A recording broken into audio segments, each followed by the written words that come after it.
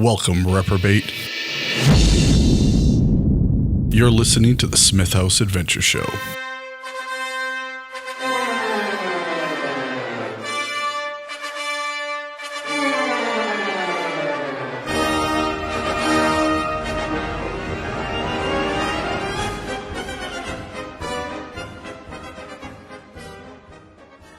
Hello, everybody, and welcome to the show. I am so honored and grateful to have Tyler Butterworth, an online sensation that I've found, and it's been somebody who has really just brought me joy in between studying at school. So thank you so much for doing this. Of course. Yeah. Thanks for having me. So, I mean, I'll start kind of just from a little bit where you came from and everything like that. What got you into the military? What was that made you start to serve? The September 11th, 2001. That's really the only reason why I joined. I didn't join for any benefits or anything like that. I joined because I thought it was the right thing to do, and I wanted to fight for my country, I guess. And how old were you at that time?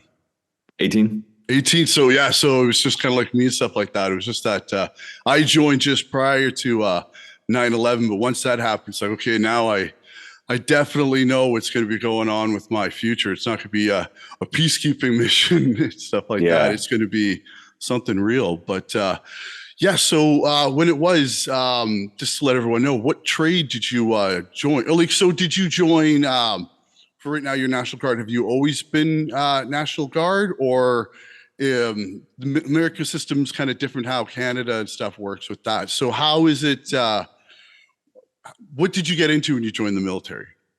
So in the National Guard, you can do all the same jobs as the regular Army, like the active duty Army. So when I joined infantry was the career field that I went into. And so I went to basic training, infantry school, and then I came back and I was home for, 2 weeks before I went and did the train up and then actually deployed. I was assigned as a turret gunner and a dismounted machine gunner on my first deployment. Okay. And how many tours did you do? Two. Okay. And what were the lengths of them? The first one was about a year, and then the second one was about, I think, 8 months. Okay. Okay. And I mean, you just have this great sense of humor and stuff like that. Like, you could see there's this kind of, were you a little bit of that problem that sergeants had where maybe you kind of like to push that line a little, and the folks around you are a little down due to just being training or a deployment, and you're like, all right, boys, watch this. Yeah, I mean, I think that there's a lot of complaining that goes on in the military and in the civilian world, and that's what everybody does and what they default to. So I figure the alternate is to just be funny and use humor. So that seems to help a lot more than just complaining like everybody else. And so that's what I did. But yes, did I give my sergeants a hard time? Probably. Was there one that you almost became the target of your attention, just for whatever reason? There was something that you're just like, oh, I know how to make his vein pop just a little bit more than any of the other sergeants. No, I think I could do that pretty equally to all of them. No, I would say my team leader I had for the first deployment, his name was Sergeant Walker, and he was a coal miner from West Virginia. Very an infantryman through and through. But yes, we would joke around a lot, and a lot of times he would not find it very humorous. So there would be a lot of corrective action on my part having to take place. That's always great with that. Speaking of sergeants, was there one that kind of inspires you? Like, did you always want to advance through the ranks very quickly? Was leadership and just that kind of your thing? Or were you kind of a little bit of the E4 mafia for a bit, and then you're like, you know what? I'm kind of doing a lot of this leadership stuff anyways. Let's get paid for it. Let's kind of move up a little bit. Yeah, that's probably closer. I would say that, being being a good leader, you have to have spent some time in the E4 mafia and learn the ways of shamming and all that. That's very important. Um, but at some point, when you do have more responsibility as an E4, you're like, you know what, I might as well get paid for it now. So that's kind of what I did. And, then I realized very quickly that I like that level of responsibility and leadership and being able to care more for your guys than maybe you were cared for by your leaders. Okay. And was there one maybe principle from somebody that kind of inspired you there, whether in the military or outside, that you're like, I really need to bring this kind of principle of leadership with me, right? Because there's so many kind of people that like they were just treated horribly for whatever reason in the military. They're like, now I get to punish. What was Yeah. something that you really want to make sure that you brought with you to, you know, be that good senior NCO and stuff where like they actually care, and then you inspire that next generation, be like, you know what, I had such a great experience with Sergeant so and so, I'm now going to push this up, and you get that kind of that benefit instead of that kind of that miserable little cloud that kind of goes over a lot of people where you'd be like, who are you? Oh, you had that guy, I am so sorry he was in charge of you, and you can really see that happen. So what is it that you try and strive for? Common sense. I think that the majority of it is there's a manual for everything, there's an SOP for everything, and there's a lot of examples of what to do or what not to do around you based on different leadership styles. But I find it a lot easier that if a soldier is not doing the right thing, then I'm going to give them the benefit of the doubt and be like, hey, this is how you actually do it, and I'm going to teach you this one time.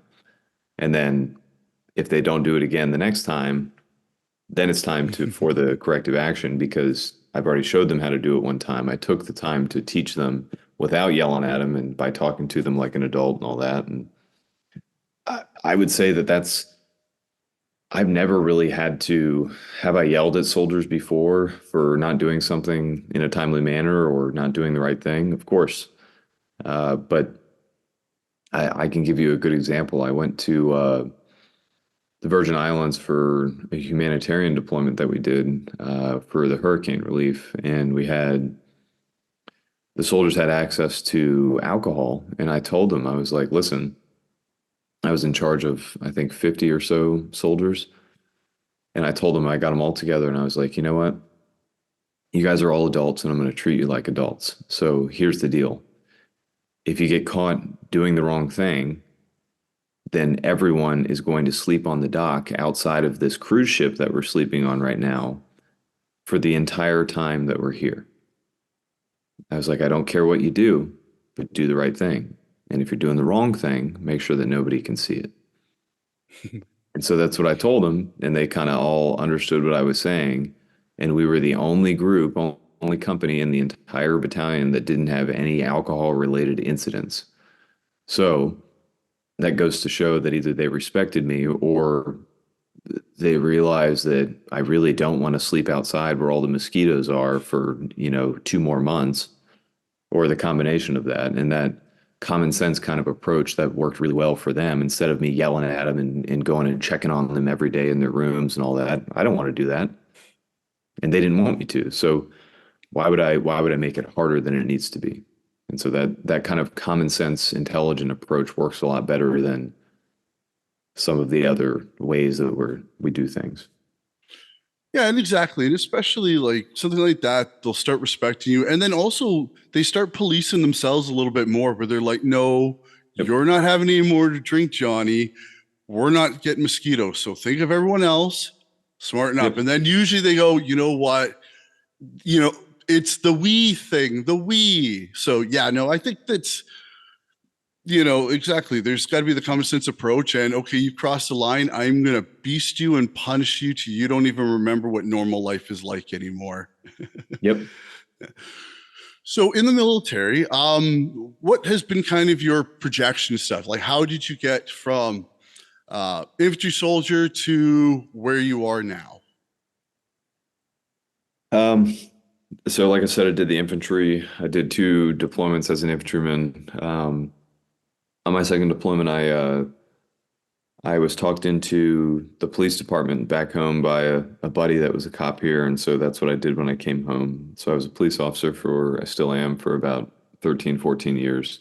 Okay. Um, and then I came into National Guard recruiting. I decided that I didn't want to be a cop anymore because it was too dangerous. I had, kids at home, just everything I was doing, it just wasn't worth it. So I decided I would go to recruiting and I volunteered for it.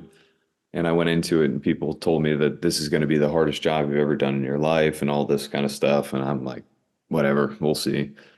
So I went through the recruiting school, learned some of the methods that we try to recruit people and realized very quickly that we could probably do a lot better than this. So I I was at a high school like lunchroom display is what we call it, where we try to talk to the kids at high schools and get them interested in the military and give them the information.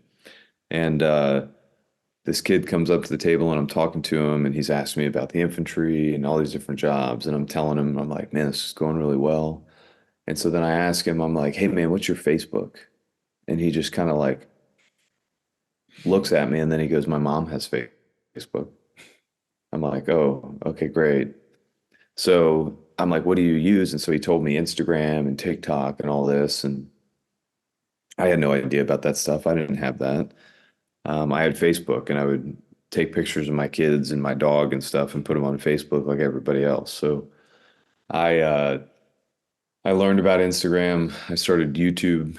I watched YouTube videos about, how to film with your cell phone, and then I watched YouTube videos about how to tell a better story or how to do short form video and like all this stuff I learned. So then I started making videos, and the first couple videos I did that are still on my Instagram page, if you scroll all the way down to the bottom, are me sitting at my desk with my phone like this, and I'm looking at myself, and I'm like, you know, hey, it's Sergeant Butterworth, blah, blah, blah. And it's super, super serious. Like I'm super tool bag, doing these videos like this. And I watched it, and, my wife liked it, my mom liked it. And so it was, super successful.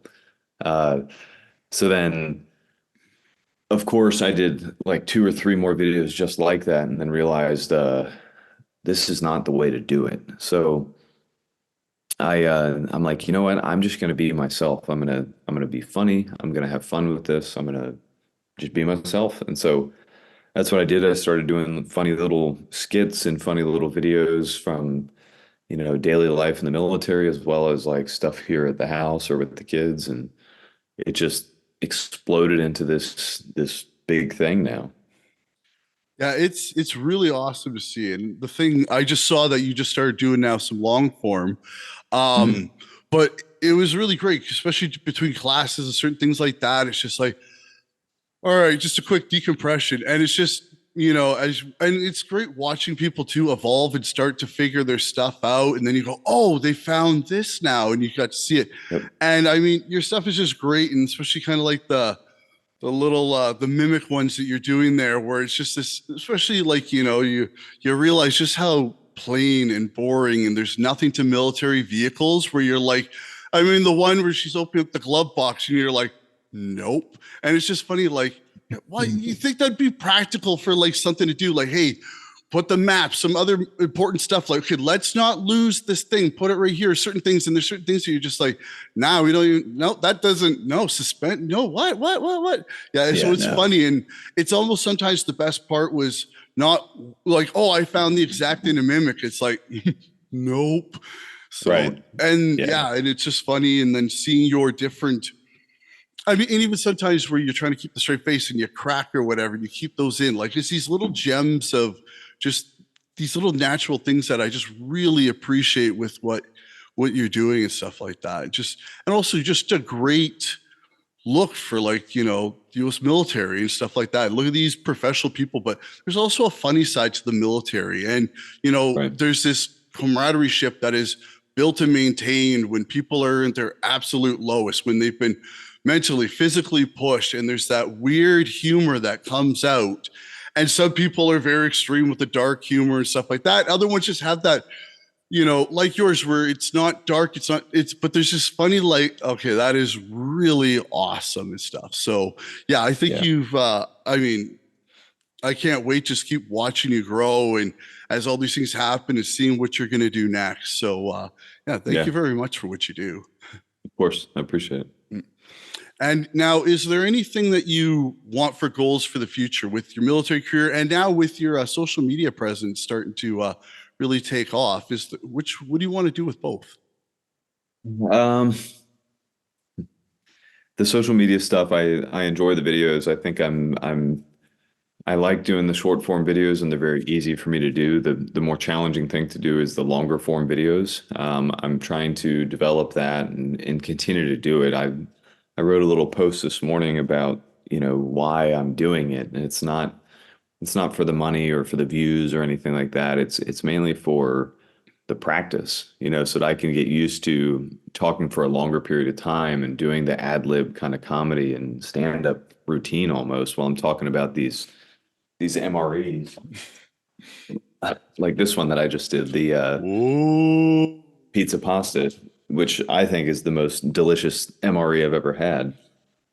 Yeah, back when I was in, they were not. It's been a few years now, but yeah, some of the flavors back then, you're like, why are you doing this to people that are already Oh, near a breaking point? And you decided this yeah, soul-sucking meal that might only be good if you can heat it properly and use all the elements together, which is going to yeah. happen for one out of every 10,000 soldiers that get to prepare that meal and go, hey, actually, this isn't too bad when you do it perfectly. Meanwhile, as you're eating as a frozen brick, as it's starting to snow, and you go, why? Oh yeah, Who trust me. infiltrated and wants to punish now? Yeah, we had our worst one that I remember was the veggie omelet. We called it the vomlet because it was Oh, just, oh, it was so bad. we Um, had one up here too. Yeah, it was kind of like an omelet with salsa. And it was just one yeah. of those ones that you're like, okay, the egg feels like this rubbery Yep. something that just No, came from the sea, and you just grabbed it and went, caveman, eat. And yep. then whatever with the I You just just douse it with the hot sauce and try not to think about it and yeah, good to go. Sustenance. awesome.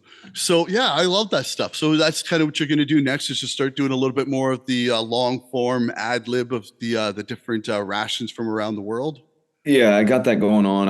I'm so every weekend there'll be one new video that comes out with that. I'm gonna start doing kids related stuff. My son really likes when I tell him stories about military things that are more in a kid kind of fashion. So I'm gonna start doing that. Um, I have a lot of plans. It's awesome. On the side outside of social media, I'm working on pursuing acting, TV shows, movies, that kind of thing, as well as coming up with a couple products that I'm going to start marketing and selling. Well, that's awesome. Cool. Yeah. So for acting and stuff like that, is that like let's say that kicks off, where would you want that to kind of go? Are you thinking like movies, TV? What kind of genre? Like, what are you thinking with if acting all of a sudden starts really going off for you? Which I mean, you've got this great presence, so I can't see what you put some effort into isn't going to Yeah. start taking off. So I'm Yeah. Well, I excited. appreciate it. Thank you. So I guess on that, if I were to pursue acting pretty heavily and, try to learn as much as I can and all that, I would look at it in two ways. I really enjoy the Saturday Night Live kind of stand up, not stand up comedy, but kind of like the sketch comedy that they do there. I really enjoy that. That's one of my favorites. Another would be if I were to host like a TV show or something like that, similar to like the Mike Rowe style, where he talks about different jobs and has a very human interaction with people and very personable. I like that. I like talking to people. And then comedy. I mean, I love comedy. I love writing little sketches and all that kind of stuff or skits. I don't know. I don't see myself as a very like serious like romance drama or anything like that. Like that's Don't it's sell not my style. yourself short. I mean, I don't know. But no, I could definitely see the micro kind of thing like that. Like Yeah. just and you've got the again with the recruiting and now with your new position within the military and just that whole, you've got to kind of have that very that personality that can bridge the two worlds. And I think something like that you could do amazing with, just because I mean, you already do it with like what you kind of done where you kind of with this humor and stuff like that. And I can just see something like that really kind of taking off. Yeah, that's Yeah. oh, I Well, can't wait to thanks. keep watching you and stuff like that to see what happens with you because I you could just see that growth. Like it is this awesome thing where when somebody finds their element and all of a sudden you just start seeing the creativity and just everything kind of lining up and again those things aren't easy but like with your military career and the discipline of being able to organize and the leadership stuff and all the things you've done with the recruiting stuff having to be able to socialize, those are all just now tools that you're going to be able to use to I'm very excited to watch this, so yeah, awesome. Yeah. Well, thanks, man. I appreciate it. And for the product stuff like that, is that kind of like you're starting to build some of a brand and merch and kind of get some of that cool stuff out there and work with different designs? Yeah, yeah, that's one of the many things that I'm working on, but you'll see a lot of it coming pretty soon. Well, I can't wait, and I can't wait. Especially when we start getting some shirts out there, I'll definitely order one, stuff like that. Support Yeah, you sweet. and be wearing it on Thanks, the man. shows. Awesome. Heck yeah. Thank you. Um, for again through different times and stuff like that, there's always difficulties. What is something that has been your why, whether it was going through basic infantry school tours, life in general, being a cop, and being a recruiter, and people are like it's going to be the hardest one, and it's like, oh wow, like it seems easy but there is a very hard demand for it where you have to keep up stuff like Mhm. that, you can't slack, and you have to be very focused. What has Sure. been something or a few things that you go, okay, you know what? It's time to pull out this tool. And by the end of it, you go, you know what? Perspective, or at least you feel better in the moment. Yeah. I don't know. I guess what always keeps me going is always number one, it's family. That would be the easiest answer. But I guess a lot of it is what you see around you. You know, if you open the news right now, I guarantee you the top five headlines are always something negative or something bad that's happened. So I just try to always have a good attitude, no matter how poor the situation is or how bad the situation is just keeping a better attitude is going to make not just yourself feel better, but everybody else around you. Um, I talked about this with somebody else, but I had a squad leader. His name was Staff Sergeant Sparks, Jim Sparks. He's still around. I think he's in Maryland now. But anyway, we were doing our train up in Mississippi for our first deployment, and I think I was on a land nav course, and I slid down some embankment into like a little wet area, and there was a water moccasin like right in front of me, and we had been living in this fob for a while outside for a month or two, and it was just miserable, like not a good day, not feeling it. And I remember like sitting there in the water, looking at the snake, looking at me, and next thing I know, here comes Sergeant Sparks coming sliding down the hill too, and runs right into me, and we both are looking at the snake, and he turns and looks at me, and he's like, "Are you having fun?"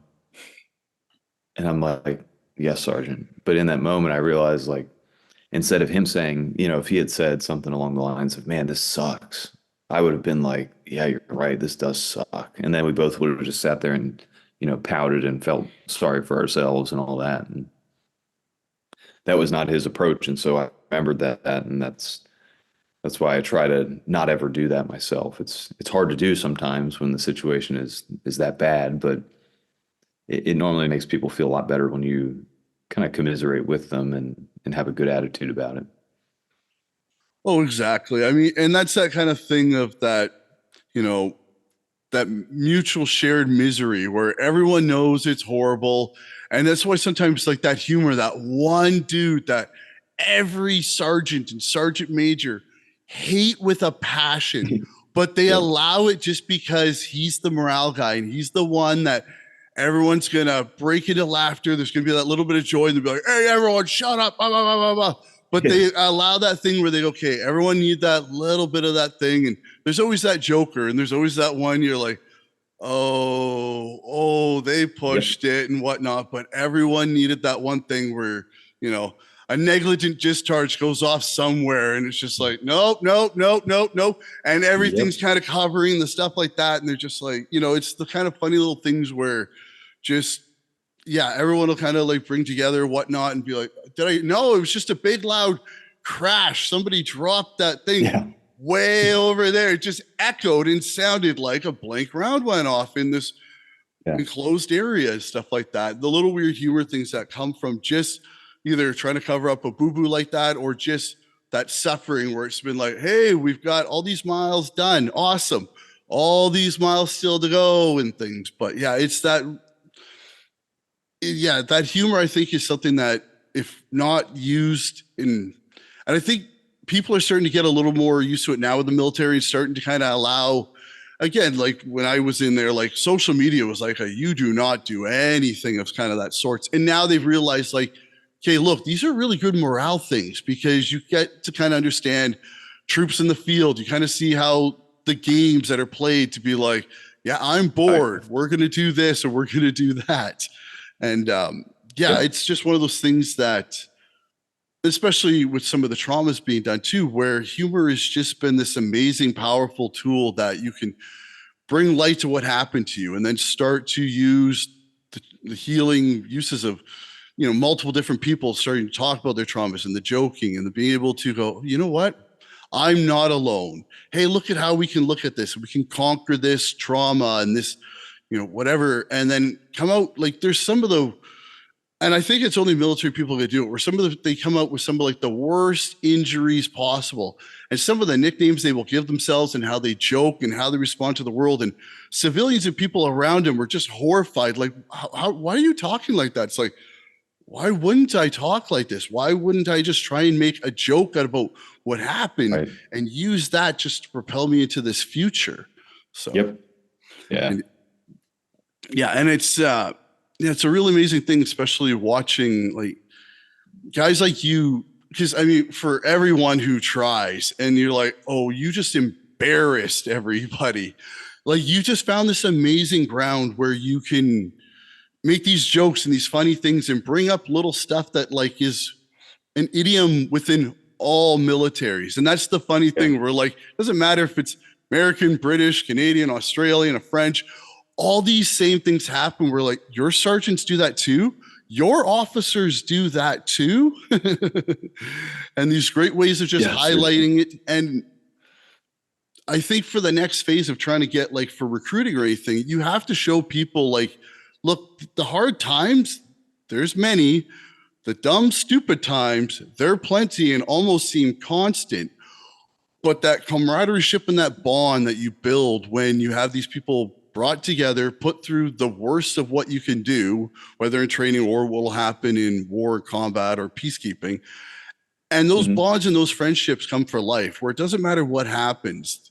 You've just got this community of people that it doesn't matter what, they've got your back. And you could probably go anywhere into Britain and they're going to treat you exactly the same if you came up through the ranks with them and stuff like that. And there's that weird global community that happens. And I think guys like you really help to kind of bridge those things. And from you and others like it, everything starts kind of connecting where people start talking in your comments. And then they're like, hey, wow, I got hit by an IED too. And then all of a sudden now they're bonding over something. And what, you're above the knee amputee on the left too? So am I. And all of a sudden now these communities start getting together where you're not feeling as alone as you thought you were in your down moments. And I think that is really important to help build the safety nets as time goes on, so that as the bad moments happen or something happens in the news or whatever, or dealing with your, your veterans affairs of what your country, okay, this sucks. But now you've got those people and they go, you know what? I had that too. Have you filled out form whatever? And you go, I didn't even know about form whatever. And now you're getting these things where instead you're going, wait, a door is just opened. And I think that's going to be really important coming in the future, is just everyone kind of coming together like this. And social media and these things are going to be a real strong driver in building really healthy communities where veterans can reach out, find each other, and continue to grow. Yeah, for sure. So, yeah, is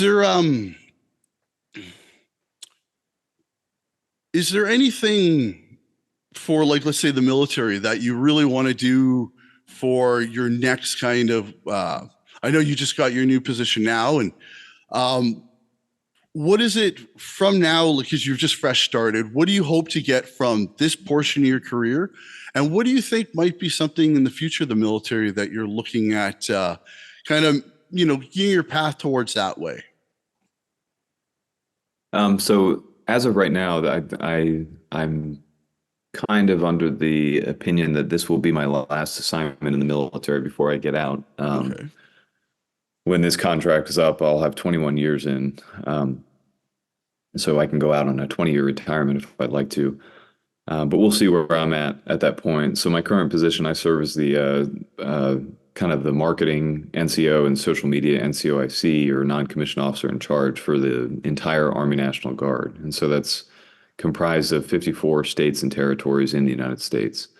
So I have a big creative kind of vision in this job where it's not that I'm going to be the face of the National Guard or anything. It's actually the complete opposite. I don't want to be the face of the National Guard. I want the soldiers to be the face of the National Guard. I want their stories to be told. I want us to creatively use advertising, storytelling, marketing, and all that to better serve us so that we can, attract more highly qualified people to do it and showcase the people that we have here. So that's kind of my vision and what I would like to do in this current position, and it's already starting to work. It's already happening. What do I want to see the military do or change? It's just that. I think we should feature our people more. We should feature programs that help people. The mental health awareness, the suicide prevention, that kind of thing. I mean, those are all very important things that I think all of us, especially when we have these kind of forums like this, that even if it is something that we created ourselves, like with social media, then these are all places where we can be kind of giving some of that insight and education. So I think that answers your question. No, and I don't think there's anybody going to be better. Like, you've got just this creativity, you're going to come at it with a humor and really humanize some of these different things. And I think that's the problem with every country's military is they don't, when you watch normal videos, it's like watching something from the 1980s training instructional thing where you're like, oh, wow, they literally made something on paint drying or grass growing. And they talk about it as such. And, they try and overhype something so much where they're like, watch how a grenade goes off. And anybody who's throwing a real, and you're like, oh, Cool. that. So it's just kind of, there's no like Arnold Giant, though that was, oh, okay. But sometimes they try and do this thing where it's so overly done that when you actually get to do it, you're like, wait, it doesn't happen like this. We're not all getting, 4-tube nods and this and that. And my gun isn't going to be the most tricked out thing. Like, so, and then you get like, well, I don't want this. I was told I was going to be going Ranger right away. And I was going to have a million dive courses and stuff like that. And they're like, oh yeah, 1 out of 1,000,000 people are going to get that amazing pathway and be able to tell that as their story. Not right. You. This is a mop and bucket, and you're really going to get to know how to use this. Right. And so I think, you're going to be able to bridge that perfect thing where there's going to be the humor, the fun, kind of showcasing these things. And I can't wait to start. You're going to have to send me links when these things happen so I can watch them right away, because I'm going to be really excited to see what you can bring with this, because I think there's going to be an element brought that many countries haven't been able to fix yet because they haven't found the right person. And I think that with you, there's going to be this amazing kind of creativity and bridging stuff, because I'm just, like I said, like you've just got, I think the right man for the job has been found. So I can't wait to see somebody with a budget that can actually kind of bring some of these things to life and know what it's like, right? Like coming as an infantry soldier, doing these things, like, you've been from the trenches, you know what it's like. You know what lies you've been told to. And every time somebody says, what would you say to your recruiter? This and that, and all the videos. And nobody's ever like, man, I was told the truth. It was awesome. And I'm really happy. It's like, it's usually the opposite. And I think that's the problem though, too, is you get them in, but it's the retention as well. You can't lie to somebody and be like, you're going to be the happiest person and afford all this and look at all this. you got to sometimes show a little bit of the hardship and some of those things as well. And, hey, this is where the humor comes from, because you're going to be spending a lot of the time in a puddle and you're going to be watching a machine gun, knowing that this is training and the enemy's not really coming over that hill, but you still have to put that effort as it was. And, showcasing some of the things where through that hardship, you're going to build those bonds and have that humor and stuff build from it. So I can't wait to see what kind of creativity you get to throw with this stuff. It's going to be, really, again, some of your military, our military up here in Canada, they're struggling. I think it's just because they haven't done the right things to keep the retention. What is something that you think is needed not only to bring the people in, but keep them in long enough where you're not just getting them in, oh, I've got the minimum required so I can get from Uncle Sam or, from the king. I'm out of here. By civilian world pays so much better. And usually they come to work back for the military, the government Right. again, making 20 times what they were in the military and being like, yeah, I'm making a lot of money that I can retire with now. How do they stay a little bit competitive with that civilian market where they go, actually, you know what? Putting a couple more years in the military is way more worth it than going civvy side. Yeah. I don't know. I think it's retention based. If we're talking about how to retain people and keep them in, I think it all goes back to the same thing. Let them tell their story, feature them, make the programs that they can use to better their lives more accessible and easier to understand. Um, Instead of going to a class that's going to take 2 hours and involve 100 PowerPoint slides, maybe let's make a 30-second video about how to actually register for whatever benefit that is. It could be that simple. And it'd probably save a lot of money too, instead of paying some alleged subject matter expert to come in there and give you some class about, how to register for your education benefits, when really it's just a job that they got because they retired from the military and now they're a contractor for the military teaching what they did in the military. It's like, it's craziness. So, yeah, But common even sense. but even something you said like that there is revolutionary. Death by PowerPoint. How many soldiers just zone out after slide 10, hope to stay up enough so some sergeant major doesn't drill cane him in the back. And and then by the time it's done, they're like, and does everyone know everything?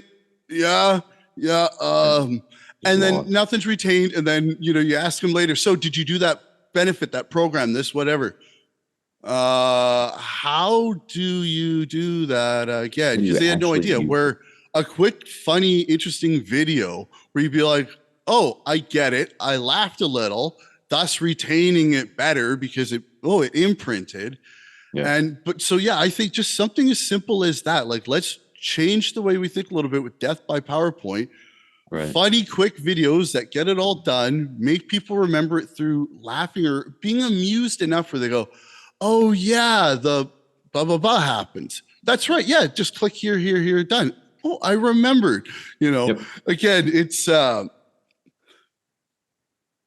simple things in the military that you think would be simple to do. And it's like, nobody actually does them sometimes. Again, there's no traction or you don't got the right person in the way to be able to start dropping these things. So yeah, I think that's going to be a really awesome way to, and again, because the military is so complex at times, and depending on when you get in, if you're getting in at the height of when war, combat, or some disaster is happening, and there's a lot of stuff gets thrown at you, and you don't remember everything, right? They're trying to remember how to look after yourself financially, take care of all your dependents, and all this stuff, civvy side.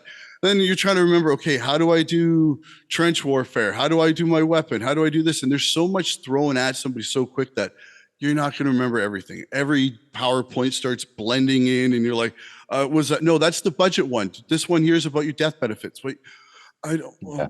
And then again, you've got a lot of them. They're 18-year-olds. They're all out of it anyways. They're first time away from home for a lot of them, stuff like that. And there's so much change that I think getting people like you with these ideas in these things are going to start slowly righting a ship that probably should have been started getting righted probably about 20 years ago.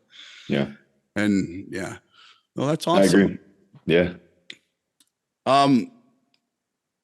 What is one of the greatest lessons that you think that you've learned so far in your career that it's it's almost become kind of a bedrock of how you keep going as a man, a soldier, now is these things like, what are a couple of key things that the lessons have just been embedded into you so much that it's just, it's become almost who you are.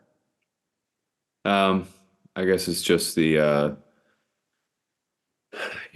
putting soldiers first, caring for soldiers first. That's a term that the military likes to throw around a lot, is people first. Um, but I think that, I guess, if you remember where you came from, if you remember the bad leaders that you had and the good leaders, and you try to be better than the good leaders that you had, I tell new sergeants, new leaders, I'm like, hey, listen, do you remember that one person that made you do things that you didn't want to do, or told you how to do things that you didn't like the way that they talked to you, or whatever it is?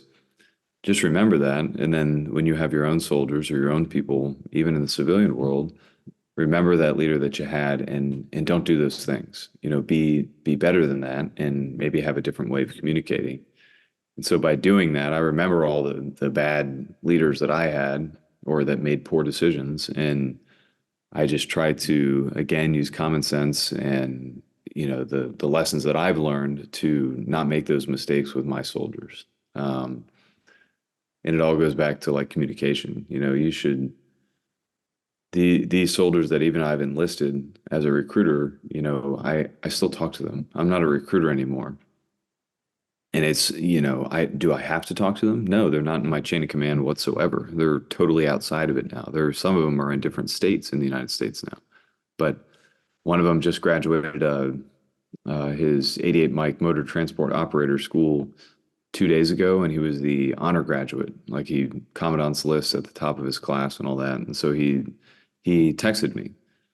So it's like, if he's texting me and still having that communication with me, and I'm calling and FaceTiming these kids that are in basic training and infantry school and all that when they can get their phones, that's how it should be. You should treat them like family members. It should not be, I have to call you, so are you alive? Like, that's kind of the old school way, I think. Whereas if I call them and I'm like, hey man, what's up? How you doing? What was the hardest thing you did this week thus far? Why was it so hard? Are there any things that you could do to make it easier for you? What were the easy things? How's your family? Is there anything I can send you that would make it better for you? Treat them like people first, and that's gonna improve the relationship and improve their experience overall. So I guess that's the biggest thing that I try to do, and a lesson that I learned early on.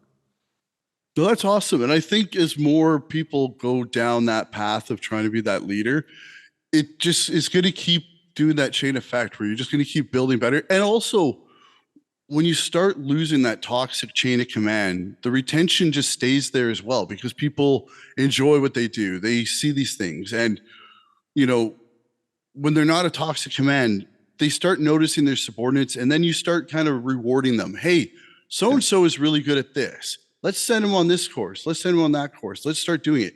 And I think that's a key thing for a lot of soldiers as well. It's just to feel that little bit of appreciation where they go, hey, I'm now going on a mountain warfare course. Like, this is going to be awesome.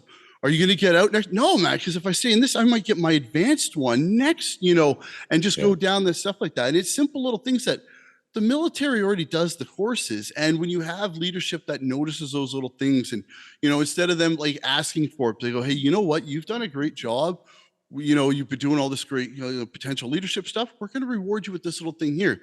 Keep it up, keep building your leadership stuff up, and get ready to go on a leadership course. And you just keep building these better people where they feel, again, you don't have to pat everyone on the back every day. Good job, you did it, whatever.